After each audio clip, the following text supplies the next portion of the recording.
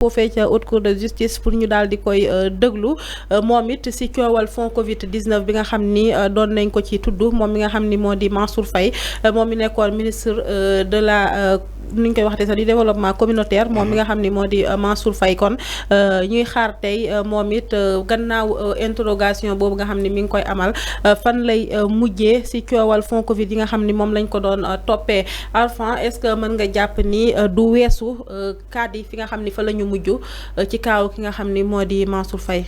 Oui, c'est autour de Mansour Faye, mais Mansour Faye avait déclaré officiellement ni comme moom deful dara. Il a dit que seul luñ koy reproché mooy écart de procédure. Nee na écart de procédure moo am, mais il n'a pas fait de détournement, il n'a pas luubal maanaam luubalul xaalis. moom Mansour Faye loolu la déclaré. nee na écart de procédure moo am. dem na sa ba joxoñ le magistrat là qui est au niveau de la cour des comptes bi def rapport bi paragraphe bi. mu ne le paragraphe qui a été fait par ce magistrat là. magistrat bi waxul dëgg.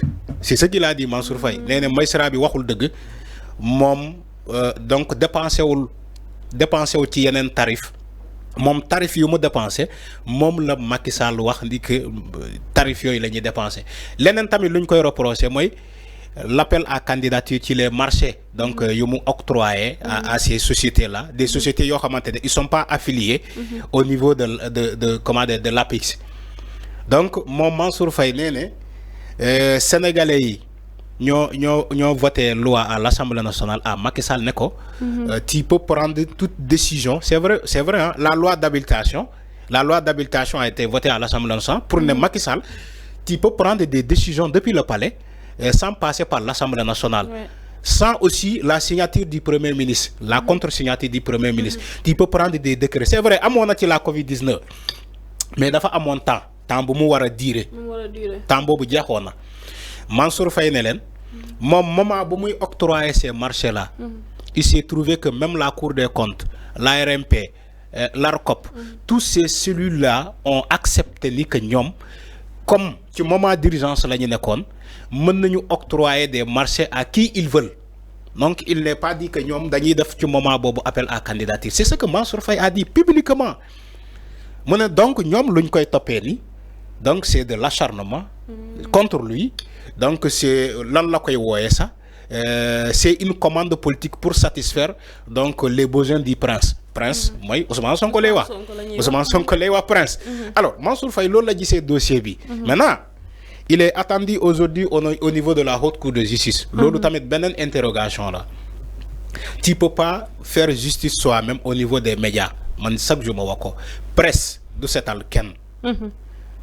lu ñuy ne porte presse nga dem ci presse nga wax waaye man lu ñu may toppee mbiru fayantoo la règlement de compte la man defuma dara xam nga loolu mën nga ko wax ci presse bi mën nga ko wax tu es libre de te défendre nga défendre sa bopp ci presse bi mais ci justice kese moo lay setal ami justice moom moo la mën a setal justice mooy ne Mansour deful dara bàyyi leen ko mu ñibbi wala Mansour lu ñu koy toppee moom moo ko def donc Mansour dañ lay placer sous mandat de dépôt comme Moustapha Diop comme Ndeye Saly que comment de Sophie Gladima wala dañ lay bàyyi nga ñibbi wala defoo dara wala aussi ñu ne ko dañ lay placer sous bracelet électronique comme voilà les possibilités comme Ismaïla Madior Fall. mais fi mu taxaw nii Arfan bu fa taxawee bañ a nangu même du ma ne sax mu nangu loo xam ne amaana bu yaakaaree ni defu ko mais bu yoon xoolee ba ñëw ne la yow Mansour Faye am na loo xam ni am nañ ci xel ñaar ci say mbir nga ñëw bëgg a taxaw fi nga taxaw est-ce que tamit dina yomb pour négociation bi parce que sinon yaakaar naa fi Moustapha mujjee rek fa lay mujjee. oui xam nga dama am tendance à dire que les gens l'information qu'ils donnent au niveau des médias ils donnent pas ces mêmes informations devant les enquêteurs devant les juges. da ngay gis nit dem ci émission mu xataraayu. on a vu le cas de Moustapha Diop yàgg na plaider ni que defuma dara après mu dem ci la commission d'instruction il pouvait même pas mënul setal boppam ba ñu placer ko sous mandat de dépôt. On a vu des gens comme ça. Farba Ngom à 48 heures de sa convocation, Farba Ngom, il a appelé des concertations au niveau de la permanence de APR. Gars yi taxaw fa di ko xalamal. C'est comme si un demi-meeting la ñu doon def. On l'a vu ces choses-là. ay nit yi woo presse dinaa non defuma dara li ñuy wax ni dara amul xaw ma lan boo demee jàkkaarloo ak enquêteurs yi li nga doon wax ci presse bi doo ko wax foofu malheureusement. C'est ce qu'on appelle donc la manipulation de l'information. Man j'attends Mansour Faye au niveau de la haute cour de justice wala la commission d'instruction mu setal boppam. Parce que kenn yéene wu ko kaso hein, il faut être clair. Mais aussi boo defee dara kenn mënu ci dara. Man loolu laa gëm. lu ñuy jàppee sàcckat ginaar yi. ak ñi ñuy tuxukat yambaay yi di leen yóbbu rëbës. te ñooñu mënuñu fay caution. noonu la ñu war a jàppee jàpp aussi sàcc yu mag yi. di leen yóbbu kaso. waaw surtout ñu sàcc ay milliards. si gis sàcc ay milliards. c'est là où je suis d'accord avec la justice. képp ku def dara kenn mënu ci dara. na ko justice àtte. teg ko ci yoon. mu yóbbu ko fu mu ko war a yóbbu. wala bu waree fay caution. même si man je suis pas tellement d'accord avec la caution. Je l'ai dit hier ici. Je suis pas d'accord avec la caution. Donc des autres me diront que peut-être non bëgguñu kaso yi fees tout ça. mais man musuma wax nga dëgg parce que man musuma d'accord non man musuma d'accord caution. ministre yi ak ñi nga xam ne amoon nañ fi ndombal tànk ñoom ngay. ñooñu am nañu caution bu ñuy fay. ñoom ngay dégg waa fay nañ caution. man musuma d'accord ak caution même bracelet électronique bi nga xam ne takkal nañ ko Ismaïla Madior Fall yaakaar naa am na ñu nekk ci kaso yi ñoo xam ne ñoom ñoo ko gën a yeyoo. mais dañ leen di fàtte sénégalais yooyu exactement. xale yi nekk paquetage rëbës. mënuñu am bracelet électronique. damay poser question. surtout que am na si ñoo xam ne liñ leen di tuumaal. damay poser question xam nga man. damay poser ay question dama ne xale yi nekk paquetage rëbës ndax mënuñu bénéficier ci bracelet électronique boobu. mais ñoom pour ay délits yu ndaw dañuy dem rëbës. nekk ci ay paquetage. longue détention. mais les présumés détourneurs de deniers publics ay milliards. ñooñu mën nañu am caution fay. parce que ñoom am nañu xaalis mën nañu fay caution. loolu kese la. loolu kese la. c'est là où je suis pas d'accord man je suis pas entièrement d'accord avec la caution. d'accord ma entièrement ça me concerne que moi dama ne sàcc la sàcc amul beneen tour. même bu naree fay caution da nga koy yóbbu kaso na tëdd ba keroog ci procès am ñu juger ko. comme xale yi nekk ci paquetage bi dañuy tëdd ba keroog ci seen procès ñu juger leen ñu bàyyi leen wala ñu maintenir leen. man loolu laa gëm. dans des pays sérieux des pays comme la Chine le détournement c'est un crime. bu ñu la jàppee ci détournement dañu lay yóbbu condamné à des travaux forcés en Chine wala certains pays. mais Sénégal fii ay détournement de deniers publics ñu ne da ngay fay caution. ñaata ñoo fay caution ci diggante bi. waaw nañu xoolaat suñu bopp. des gens qui ont l'argent ils vont payer des cautions. oui. tu crois que man Arfan bi nii bu ñu ma nommé ministre ma détourné xaalis ñu yóbbu ma haute cour de justice ma am li may fayee caution duma ko fay. damay fay caution. ma dem toog sama kër en attendant bi ma fayee caution toog sama kër maa ngi dépensé xaalis boobu ba keroog mi may attee ci projet maa ngi dépensé xaalis boobu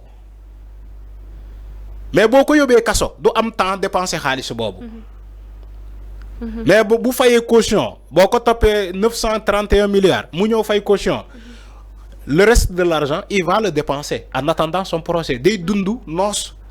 balaa procès bi. kan moo xam procès bi kañ la. kenn xamul procès bi kañ la. am na koy laaj ci commentaire yi sax nee na procès bi kañ la. kenn xamul procès bi kañ la.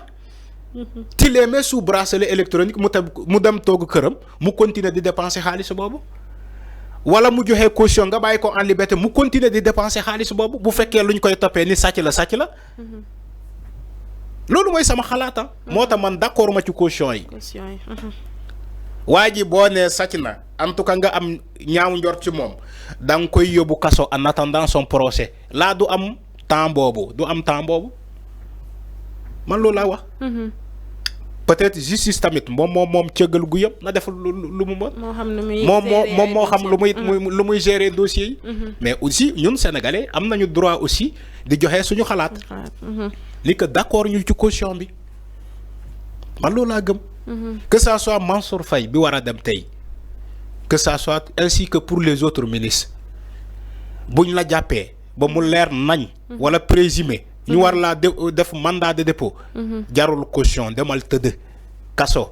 ba keroog sa procès nga ñëw présenter li nga yor comme preuve loolu kese la mais bu fekkee caution acca nañu dem ci caution yi. les gens vont continuer à détourner de l'argent. ñi yaakaar ci ay caution. loolu kese la. nii noonu Arfan kon am na solo bu baax. tu verras jamais dans ces pays sérieux des détourneurs de deniers publics ñoo présenter ay caution ñu bàyyi la ñu ñibbi musoo ko gis doo ko gis fenn. soit dañu lay placer sous mandat de dépôt nga dem kaso ba ñu attee la defoo dara ñu bàyyi la nga ñibbi bu jaree état dédommagé la parce que defoo dara ñu dédommagé la nga dem pour le temps que tu as perdu loolu kese la. Mais comment un présumé de détourneur de deniers publics nga placé ko sous mandat de dépôt ba pare nga ne ko boo fayee caution ma bàyyi la nga ñibbi. C'est vrai que les procureurs ont dit que c'est l'argent qui nous intéresse. Maintenant, et les faits, et les faits, on juge les faits, pas les personnes. Les personnes là, nous avons caution, mais on juge les faits. Tu es reconnu coupable à travers des faits et pas des gestes des personnes. On l'a gëm. Ku jàng droit xam nañ que ay faits la ñuy juger du ay nit. Bu fekkee les faits yu ñu lay toppee dañu ne da ngaa détourné xaalis nañ la yóbbu kaso. Pas de caution. Bu ñu demee ba ñu reconnaître le coupable ñu nangu lépp li nga yor dañuy nangu lépp li nga yor ak xaalis ak say kër ak yëpp c'est là où l'État va bénéficier encore plus. Mais ay caution loolu dénkaane la c'est comme si l'État devient la banque de ces personnes là. loolu tay la banque la. ma joxe caution téye leen ma caution bi en attendant. léegi su ma defulee ngeen delloo ma loolu banque la dénkaane la. Est-ce que c'est l'État qui devient la banque de ces présumés détourneurs là parce que ay caution la ñu ñëw tayle dem ci nekk ci seen noos di gundandaat ni ne yow yow téyel ma rek ñaata nga may toppee ñu ne la 931 waaw 931 baa ngi nii en caution yow téyel ma rek ma dem noos en attendant tabaski jàmm ma voyager ma def lii léegi soo paree nga woo ma procès ñu ñëw tawe mais maa ngi lay dénkaane sama xaalis. Man je suis pas d'accord avec ça. Je suis pas d'accord. muy noonu Arfan kon am nga ci droit bu baax ñuy xaar kon ki nga xam ni moo di Mamadou Mansour Diop ba xam fan lay mujjee moom it ca haute cour de justice bi tey muy noonu Arfan ñu jàll ci beneen point bu am solo muy président